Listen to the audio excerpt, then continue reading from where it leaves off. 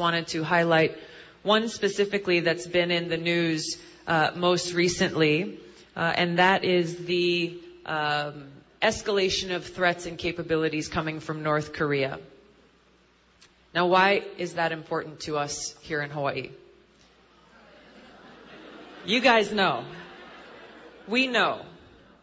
We know because, and we have known this for quite some time, we didn't need someone on CNN to tell us this was important, because we have known and monitored as North Korea has continued to increase their military capabilities, increase the range of their intercontinental ballistic missiles, increase their nuclear capabilities to where they are working towards, and some say they have already achieved this, the miniaturization of a nuclear weapon so that it fits within a warhead on one of those intercontinental ballistic missiles.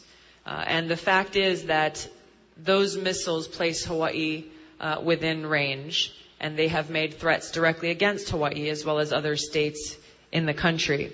There was an article in the Honolulu Star-Advertiser a few days ago by Will Cole with the headline, "Specialists think North Korea poses nuclear threat to Hawaii." What may surprise some of you is, as real as this is for us here in Hawaii, there are quite a few people in Washington, quite a few people who might consider themselves to be experts who are not aware of the seriousness of this threat. I went on a congressional trip. One of the first official foreign trips that I went on as a member of Congress was to a few countries in the Asia-Pacific region, South Korea, China, and Japan. And there were some senior members of Congress on this trip, and I was actually surprised. I was glad that they were there. Many of them had not been to the region before. Many of them had not been to Hawaii before. They stopped here for a day and was able to take them around a little bit. But they commented on how big the Pacific Ocean is and how far away Hawaii is from the 48 contiguous United States. And, you know, I mean, I tried not to laugh, but it's like, okay, I'm glad you see now. And they further commented, a few of them did not even know of North Korea's nuclear capability. And they were shocked by it. Unfortunately, we also saw this come to light in the presidential election last year. In 2016, at a campaign rally in Iowa, Donald Trump was talking about North Korea, and he said, well, they don't have nukes yet. And he said, and I pulled this quote because it bothered me so much. He said, they will have them, by the way, unless I get to be president. I promise you folks, they won't have them. So this statement speaks for itself, how problematic it is for someone running and now acting in the position as commander-in-chief. But the fact that the media didn't call him on it, that the media didn't expose this for what it was troubling. Because too many people are not aware of the seriousness of the threat that exists and why it is so important to recognize that. So I have been, and I'm continuing to work urgently, yes, on missile defense generally, but most specifically for Hawaii, defense of Hawaii. And this is where my service on the Armed Services Committee has proved to be critical, so that I have been able to and continue to help shape the language within the defense bills to be able to get the capabilities that we need here, specifically for the defense of Hawaii. We need more awareness around this issue, both at the state level as well as at the federal level, to be able to build the support around it. When we're talking about the overall issue of North Korea, you know, there are a number of other things that we need to examine. Obviously, provoking North Korea is not only not smart, but a very dangerous proposition. But really looking at the sanctions that have been passed by Congress already, of some of which I've supported as serving as a member of Congress. But the fact that many of these sanctions have not been enforced, sanctions specifically against the elites within the regime in North Korea. In the past years, when some of these sanctions have been enforced, they have proven to be effective in de-escalating the situation. but they have not been enforced for very long, and basically they have been either canceled or taken off the table before they've actually had a chance to prove that they've worked. And then, of course, China plays a critical role as North Korea's major economic vehicle and partner in reaching a point where we can de-escalate the threat, and obviously the goal would be denuclearization. It's a tough situation, and we've got to be prepared for any scenario, and that's one thing that I'm very focused on. Why did you meet with the president of Syria, President Assad? The answer is very simple. To further the cause of peace and understanding. The situation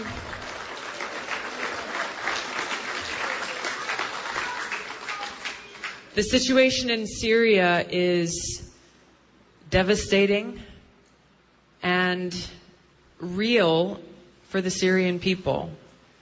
The suffering that they have gone through and continue to endure as a result of this regime change war that's been waged there now for years is real. It's not a political conversation for them.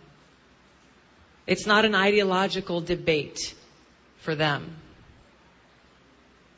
It's a basic question and issue of survival. I've met with people while I was there, religious leaders, leaders of the political opposition, students, professors, small business owners, people whose lives have been completely devastated. A young girl who shared the story of her family, of her father being gunned down before her very eyes, of the torture that she herself endured. She wasn't interested in politics. All she wanted was an end to this war so that the remaining members of her family, so that her little brothers and her mother could one day return to their home. Their family was a well-to-do family. Her father was a sheep herder. They lost everything. They are proud people who want to be able to rebuild their lives and see their country return to stability and to peace. In order to achieve that peace, in order to further that cause, we can't achieve that just by sitting in a room like this and talking about it amongst friends. It means we have to have those tough conversations. We have to have those meetings with people who we may disagree with, who may be our adversaries, in order to accomplish that. I'm committed to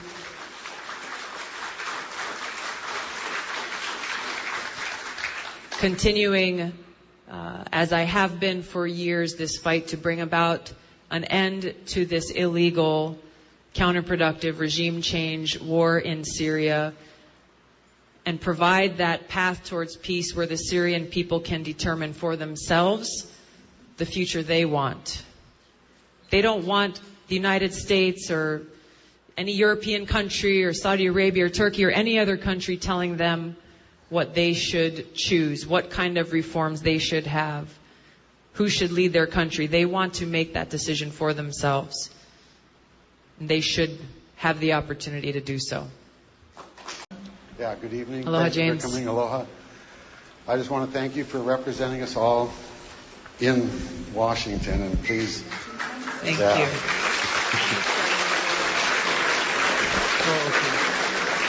I hope and I pray that you can keep us out of any future wars. That's my biggest concern, is the people that have fought in the past wars or in the present wars that are coming back, wounded, disabled, veterans that aren't getting they're getting the care. A lot of it, medical isn't as a problem as it was before, but getting their benefits straightened out. And without the right benefits, they're not given the care. The VBA is pretty much an illegal or not illegal. Everything they do, or a lot of things they do, are illegal. We've discussed this before. I've gotten letters from VBAs, and I've seen other people that have a Korean veteran. They say that he didn't get the radiation that he's being treated for. They said I had something done by a different doctor, not by them. And they've admitted to me as on email and on tape that they weren't responsible for the signature on these are the directors. And then they get fired or moved on, and there's no recourse. The government isn't able to. I know you guys have changed the law so that they can be prosecuted, but in that prosecution you have to give them an attorney, and none of them have been prosecuted. They all just get shifted around. The Tracy Betts that was here, she got busted for falsifying evidence, and she was a top dog, so she got moved someplace. There was no recourse. Donovan Thompson, the next guy, same thing. That's pretty much just the lack of honesty at the VBA, and why I'm here to talk because of the personal friends, but the 22 veterans that die a day, and because of the lack of care by the VA. Okay. Thank you. So thank you for your service. Okay. Thank you. I'd like to go back to.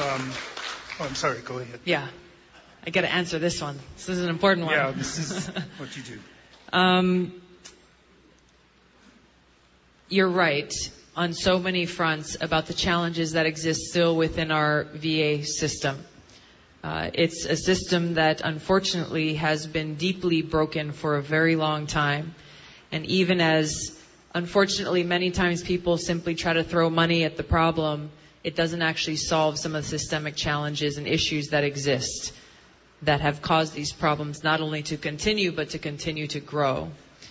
There are a few pieces of legislation that I have either co-sponsored and passed or voted for within the last several weeks as well as within the last couple of years that deal with some of the specific issues you raised with regards to personnel.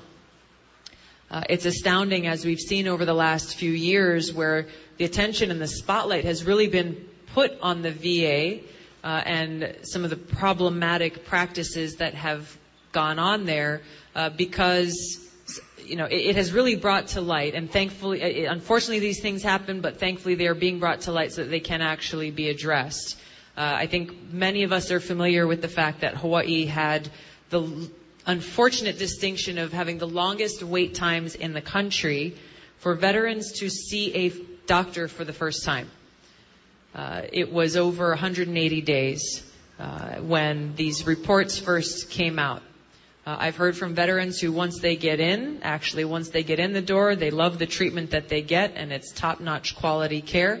But it's making sure, especially for those who have urgent health care needs, some of them being those invisible wounds, those mental health care needs that, if not addressed, are attributing to the skyrocketing number of veterans who take their own lives every day, which is something that you referenced.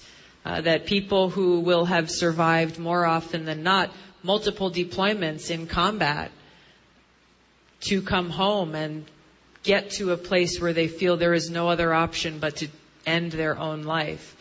This is something that should be rejected and unacceptable by every single person in this country.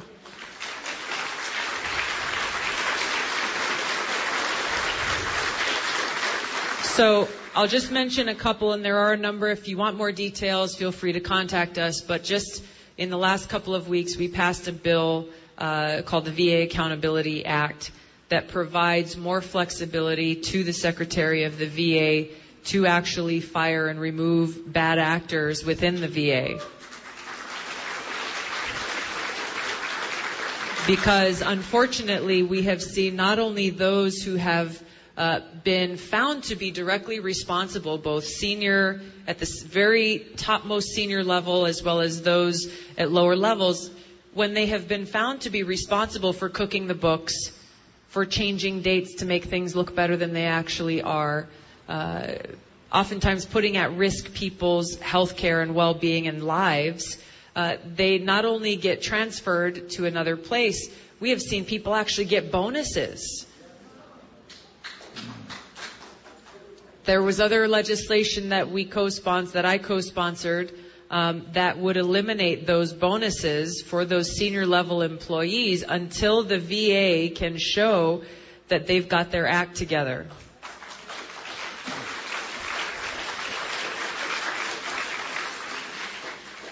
There are whistleblower protections that we have kept within the legislation that was passed. Obviously, we don't want there to be a situation where someone is abusing this law to retaliate against a whistleblower who's trying to expose the problems within the VA. We've seen that occur as well. So we've made sure that there are protections in place, basic labor protections, but providing that flexibility to the Secretary of the VA takes away an excuse that has long been used by the Secretary of the VA, which says, hey, my hands are tied because of the law. So we've just changed the law, and we look forward to holding those in these positions of responsibility and service accountable. Thank you.